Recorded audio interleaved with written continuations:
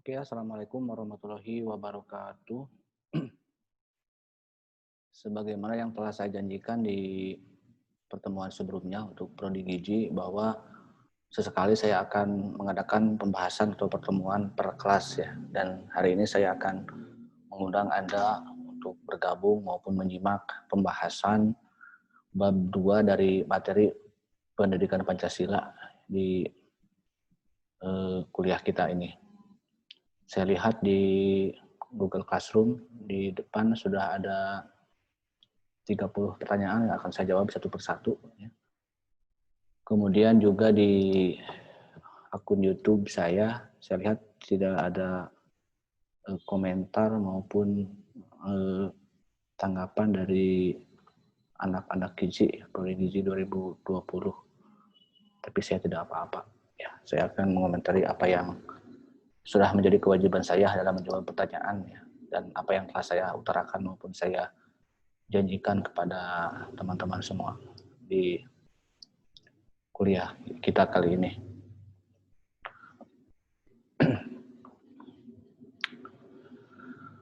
Oke. Untuk pertanyaan pertama dari Nafa ya. Dari Nopa Sari Piana. Dikatakan bahwa pembukaan Indonesia itu sebenarnya Pancasila. Lalu kenapa sekarang menjadi pembukaan adalah Undang-Undang 45? Ini mungkin kesalahan dalam mendengar ya. Yang dimaksud dengan uraian pembukaan Undang-Undang 45 itu ya, yang menjadi pembukaan sebenarnya adalah sama halnya dengan isi piagam Jakarta ya.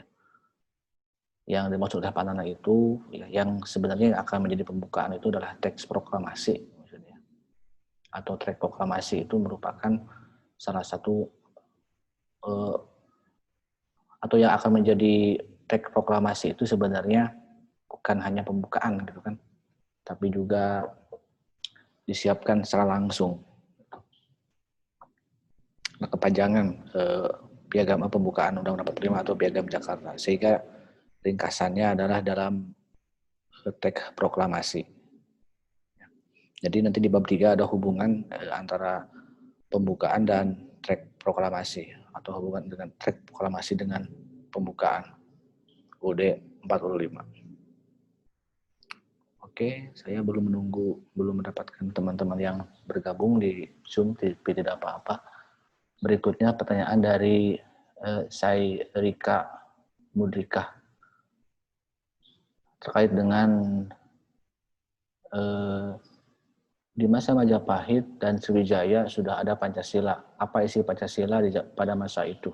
Sedangkan Pancasila baru dirumuskan di Indonesia. Mohon penjelasannya. Ya, dalam buku yang saya tulis ataupun dari buku yang lain itu sudah ada beberapa versi Pancasila ya. Ada Pancasila versi India, ada Pancasila versi Hindu, ada Pancasila versi Majapahit. Jadi banyak versi mengenai Pancasila. Kemudian yang pertanyaan berikutnya dari Lulu Erpina Azahra.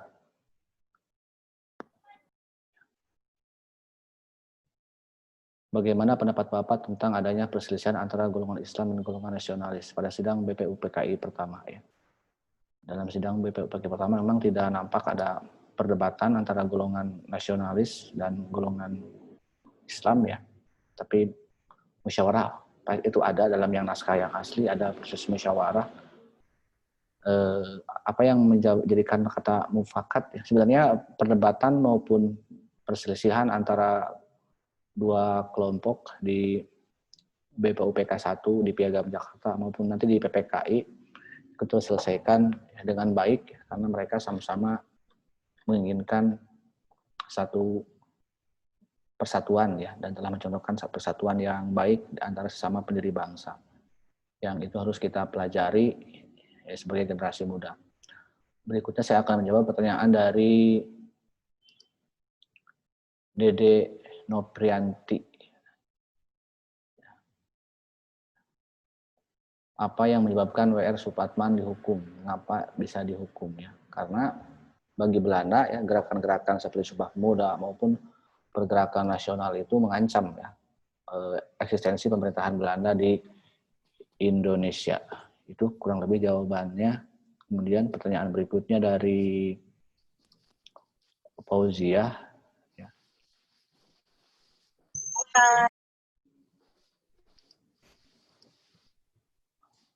Mengapa bangsa Indonesia baru sadar dijajah setelah 3,5 abad? Mohon penjelasannya.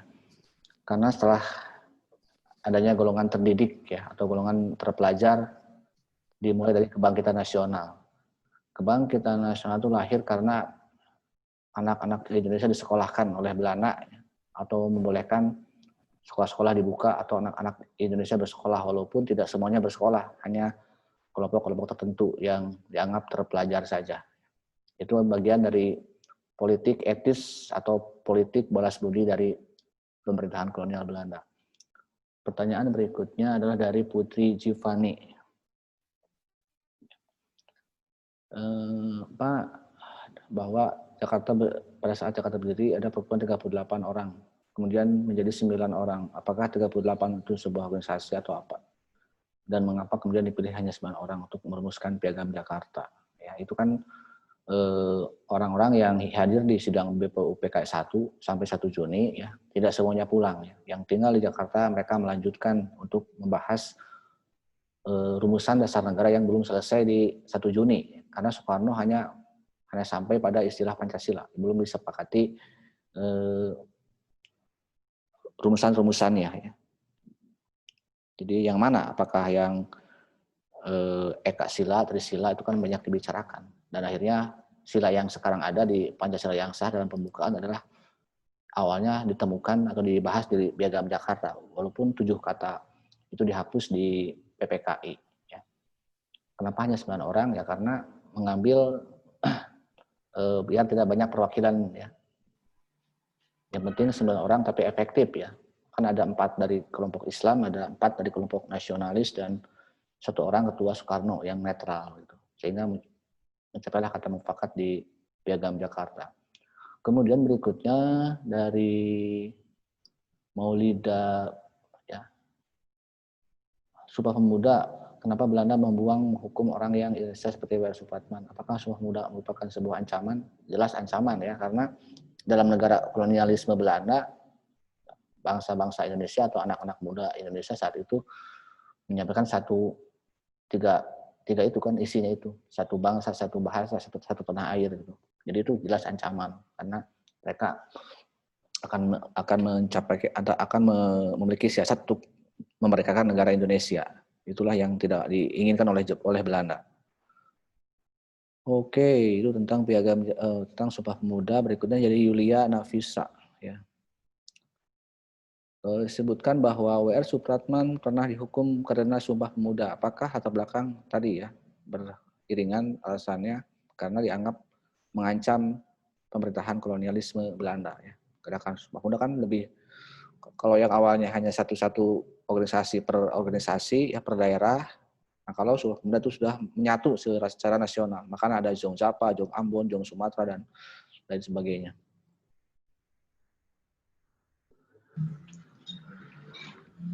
Kemudian saya melanjutkan lagi ke pertanyaan dari Alfiani. Ya. Timbulnya kesetaraan nasional ditunjang oleh falsafah barat, yaitu humanisme. Lalu apakah yang dimaksud dengan humanisme? Kalau Anda belajar sejarah di kebangkitan bangsa-bangsa Eropa, ada masa bab humanisme, renaissance. Kebangkitan ilmu pengetahuan dan kesadaran akan hak asasi manusia. Itu humanisme, jadi kemanusiaan. Kenapa adanya humanisme? Karena bangsa-bangsa saat itu, zaman kerajaan-kerajaan dan zaman peperangan-peperangan yang banyak mengorbankan manusia ya, yang tak berdosa. Sehingga di sana orang mulai sadar bahwa nyawa itu penting, ya, perlu dilindungi. Itulah yang dimaksud dengan humanisme. Jadi manusia sebagai makhluk individu. Kalau sekarang ya cikal bakalnya adalah yang menjadi konsepsi hak asasi manusia, ya itulah humanisme ya.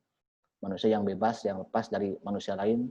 Bahkan dalam paham sekuler, manusia juga harus lepas dari Tuhan itu sendiri. Ya. Harus benar-benar karena sisi kemanusiaannya. Nabila Al-Jahrani, ya, ini bertanya tentang 1 Juni menghasilkan Pancasila. 22 Juni menghasilkan pasal-pasal pembuka. 22 Juni ini menghasilkan pembukaan atau Piagam Jakarta, bukan pasal-pasal ya. Yang kedua baru pasal-pasal ya. Pasal-pasal apa? Ya yang sekarang menjadi Undang-Undang Dasar 45. Kan ada pembukaan, di dalamnya ada Pancasila, alinea keempat. Nah, diterjemahkan ke dalam Undang-Undang 45, pasal 1 sampai pasal 37. Berikutnya dari Diana Seviani. Dalam pembahasan tersebut ada partai yang dibuat oleh Belanda, perang Belanda ya, dan kemudian menghasilkan Sumpah Pemuda. Kenapa sejak Sumpah Pemuda orang Belanda jadi keras terhadap bangsa Indonesia? Maksudnya tidak semua orang Belanda itu setuju terhadap penjajahan pemerintahannya. Makanya tokoh-tokoh seperti De Westdekker ya tergabung dalam 3 serangkai dengan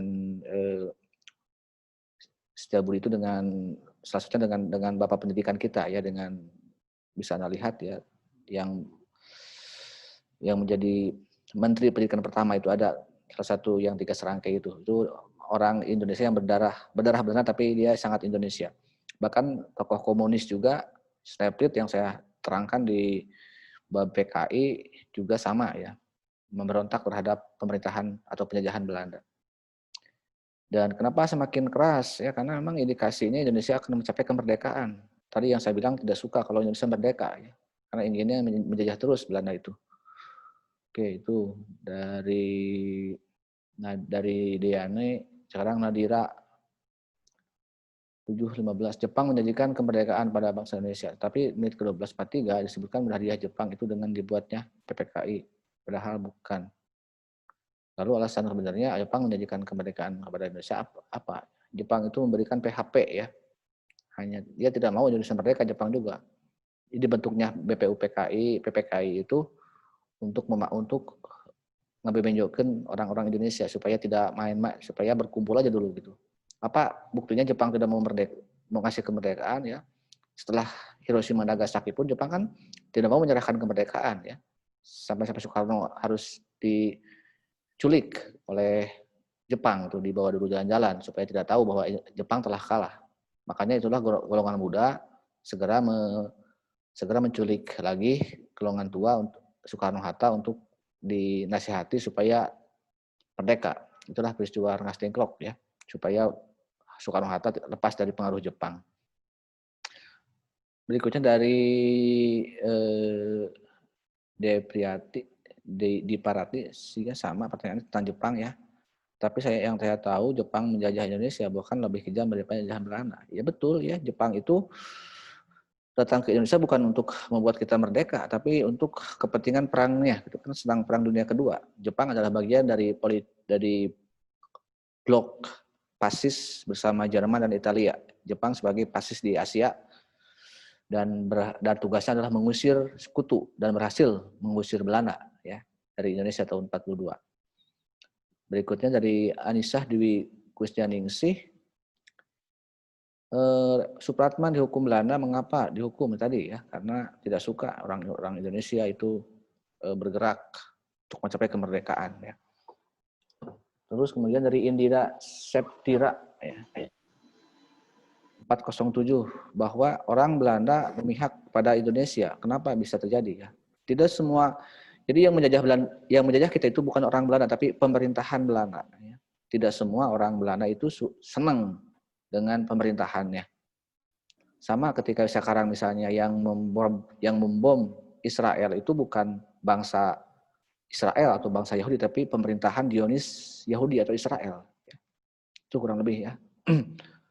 Jadi banyak orang Belanda yang empati kepada Indonesia yang lama disiksa oleh pemerintahannya. Kemudian Ranti Putri Nurjayanti ya. Bagaimana peristiwa sebenarnya terkait kemerdekaan dikatakan sebagai hadiah dari Jepang ya. Tidak jadi ya, tidak jadi hadiah dari Jepang. Jadi sebenarnya kalau kita menyatakan bahwa kemerdekaan itu adalah hadiah Jepang, salah besar. Bahkan kalau kita pernah mendengar kita merdeka karena hasil perjuangan bangsa. Bohong juga ya. Tidak pernah kita ini berhasil membuat kita merdeka. Karena kita tidak pernah menang melawan Belanda, kita kalah kan. Yang mengalahkan Belanda Jepang. Jepang juga tidak kalah oleh kita. Yang mengalahkan Jepang kan sekutu. Hiroshima Nagasaki, Amerika Serikat. Jadi kita ini bukan tidak berhasil berjuang. Ya. Berjuang tapi tidak berhasil. Lalu siapa yang membuat kita merdeka?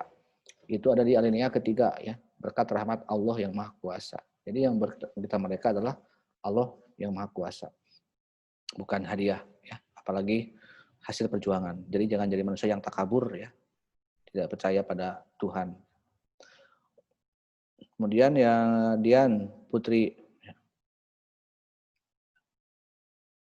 mengapa anggota BPUPKI hanya orang-orang yang berasal dari Jawa dan Madura? Terima kasih. BPUPK 1 ya, karena memang ya aksesnya ya baru segitu ya. Orang-orang terpelajar ngumpul di Pulau Jawa, walaupun tidak semuanya orang Jawa ya. Yang saya bilang dengan Panana itu kan tokoh-tokoh dari luar Jawa pun seperti Muhammad Yamin itu kan dia orang Sumatera, tapi dia sudah lama tinggal di Jawa, itu kan. Jadi tidak langsung datang dari daerahnya, tapi yang tinggal di Jawa dan Madura. Jadi memang tetap terwakili sebenarnya ya di BPUPK 1 juga. Tidak hanya orang Jawa, tapi orang Sumatera, orang manapun ada. Walaupun sudah lama tinggal di Muhammad Hatta juga kan lama juga tinggal di Jawa ya. Tokoh-tokoh pergerakan nasional Agus Salim, Muhammad Nasir juga banyak yang sekolah-sekolah di Jawa, di Bandung, di Surabaya, ya, di Jogja, Jakarta gitu. Berikutnya adalah dari Alia Rinjani bahwa Pancasila hilang karena adanya penjajahan. Kenapa? Ya, karena nilai-nilai Pancasila itu kan ada di zaman-zaman Hindu, Buddha, zaman Islam ya. Yang muncullah penjajahan itu yang muncul adalah bukan nilai-nilai kearifan lokal ya. Bukan budaya lokal, tapi budaya-budaya barat. Yang mungkin sedikitnya pengaruh pada Indonesia modern saat ini. Budaya-budaya barat. Seperti nasionalisme itu kan budaya barat. Demokrasi itu budaya barat. Ya. Bukan kearifan lokal yang sebelumnya ada di Islam maupun di Hindu, Buddha. Berikutnya dari Navania Rifanda Sopyan, ya, ini tentang Soekarno, Rajiman, Hatta dipanggil. Nah, ini adalah peristiwa Jepang supaya Jepang tidak tahu, golongan tua itu tidak, Soekarno Hatta tidak tahu agar Indonesia itu Jepang itu telah kalah, sehingga dibawa jajahan dulu oleh Jepang, gitu kan. Dan Soekarno memang sangat setia pada Jepang, gitu, karena bagi Soekarno Jepang adalah yang berjasa dalam mengusir Belanda. Itu ya kurang lebih bahwa sebenarnya PPKI bukan buatan Jepang. Ya, kalau PPKI memang PPKI kan walaupun direncanakannya sebelum kemerdekaan, tapi kan yang ketika bersidang itu Jepang sudah lemah sekali posisinya. Bahkan rumah yang dipakai untuk merumuskan teks proklamasi juga adalah Laksamana Maeda. Jadi banyak juga orang-orang Jepang yang berpihak pada Indonesia ya, yang tidak setuju akan penjajahan pemerintahannya ya. Dari Dea Ananda Putri 519, apa alasan Belanda sampai menculik dan menghukum W.L. Supratman ya tadi ya, bahwa tidak suka akan adanya gerakan-gerakan nasional di Indonesia, karena inginnya ya Belanda kan kita terpecah belah bukan bersatu ya. Kemudian juga menit ke 2.210, seseorang yang mengenalkan falsafah humanisme ya. Ada orang Belanda yang membawa falsafah humanisme, Van de Venter, itu dari Belanda ya. Jadi orang Belanda juga memang yang bidang saya tadi gitu kan tidak semuanya pro terhadap pemerintahan ya. Bahkan ketika kerja paksa, kultur Stetsel itu kan membuat rakyat menderita. Setelah perang Diponegoro kan Belanda tekor ya. Kemudian setelah tekor ya Belanda harus memulihkan ekonomi negara Hindia Belanda. Buatlah tanam paksa dan kerja rodi itu. Kemudian ya Van de Venter itu memberikan masukan-masukan kepada pemerintahan agar jangan terlalu kejam terhadap orang-orang Indonesia. Itulah kenapa Ratu Wilhelmina berkunjung ke Indonesia, ke Nusantara, dan melihat penderitaan rakyat, dan muncullah politik etis. Sekolahlah orang-orang Indonesia, sebagian kecil ya, yang mereka para pembesar-pembesar seperti Soekarno kan anak-anak Raden lah ya yang bersekolah itu, tidak semua rakyat. Tapi itu menghasilkan golongan terpelajar yang akhirnya mengubah taktik perlawanan menjadi lebih strategis ya. Sehingga muncullah Gerakan Nasional, Sumpah Pemuda, sampai ke proklamasi. Kemudian juga lanjut dari Anissa, bahwa pembukaan terperinci dari proklamasi. Jadi pembukaan itu nanti bab 3 ya, ada penjelasannya lagi. Bab 3 tentang hubungan proklamasi dan pembukaan. Ya memang pembukaan itu ada hubungannya gitu ya dengan teks proklamasi, dengan naskah teks proklamasi. Ya. Ada pernyataan kemerdekaan Indonesia negara segera dibentuk ya. Itu kurang lebih nanti ada penjelasan lain. Ya. Ada hubungan yang sangat erat ya dan sangat sistematis ya. Di buku itu sudah lengkap ya tentang